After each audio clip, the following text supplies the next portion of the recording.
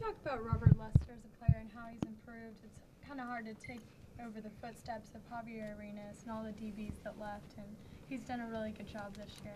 Yeah, Robert has done a great job. He's a guy who came in my class, so it's been really fun to watch him step up this year and really become a leader on that defense. And he's made a lot of big plays for us this year, and I'm really happy to see that. And he's a great guy, and he deserves it. He's been working really hard. Hey, Barrett, what do you remember about South Carolina's defense last year? I just remember a lot of guys who are extremely talented and quick. And I think they have a lot of those guys back. So, we got to bring our A game.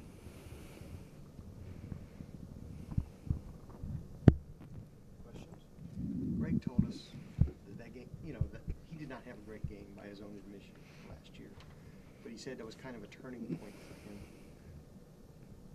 him. Can you tell us a little bit what, how he bounced back from that, or what's been the change in him since then?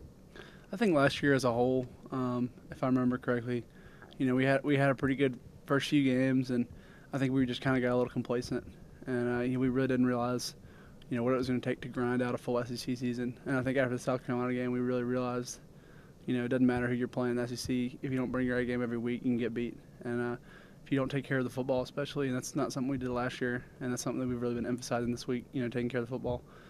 So I definitely think that was kind of a wake-up call for us to, that we really needed to, be what we know we can be every week.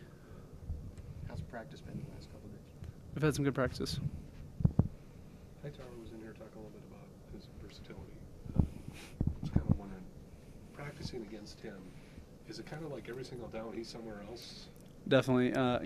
One down he's the Mike linebacker, the next down he's playing defensive end, and then he's dropping back into pass coverage. So he definitely plays a ton of positions, and I think that's something that makes the defense, as far as us playing against it in practice, a little harder to kind of navigate just because he does play so many different places. Have you ever played a team that had a guy like that move around as much as he does?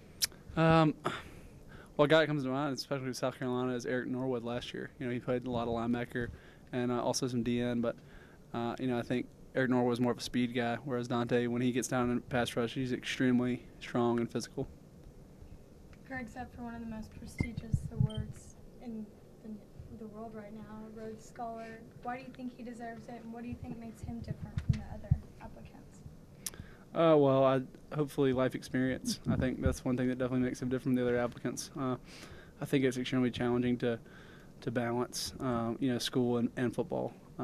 It's kind of like having, two different jobs. I mean, obviously not real, jobs. They're fun jobs, but at the same time, it's something that's extremely difficult, and you have to really be skilled in time management. It's something that obviously all student athletes have to learn, and I think he definitely deserves it just because of the way he has managed both football and academics. Is that something you might want to pursue later on? We'll see. If the opportunity presents itself, I definitely would not be against it. How's DJ done at right tackle lately? How's his progress going? DJ's gotten a ton better.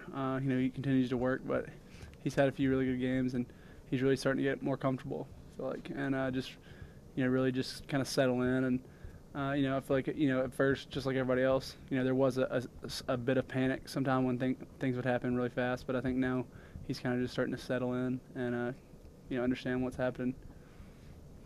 How about Chance Warmack too, getting SEC offensive line player of the week this week? He really come far since that first game. Yeah, Chance has done a great job all year, and I'm extremely proud of him just because him playing my position. We've talked a lot, and just I tried to take him under my wing and kind of show him what it is like to play in the SEC as a guard, and he's done a great job. I'm extremely proud of him. I think he's going to be a heck of a player, a whole lot better than me one day, if he's not already. But he's got all the talent in the world, and so we knew that Chance was capable of doing this. And don't tell him I said that though, because I got to keep him humble.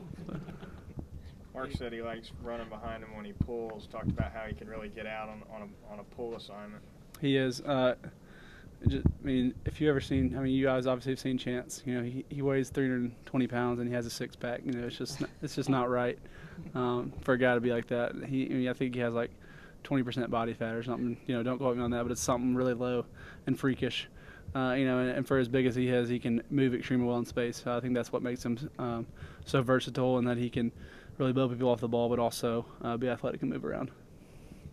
Is this a particularly tough prep week, or what kind of challenge does South Carolina present to you guys? Oh, well, every week in the SEC is tough, but we know South Carolina has a great defense, and they're extremely quick, and they do give you a lot of looks.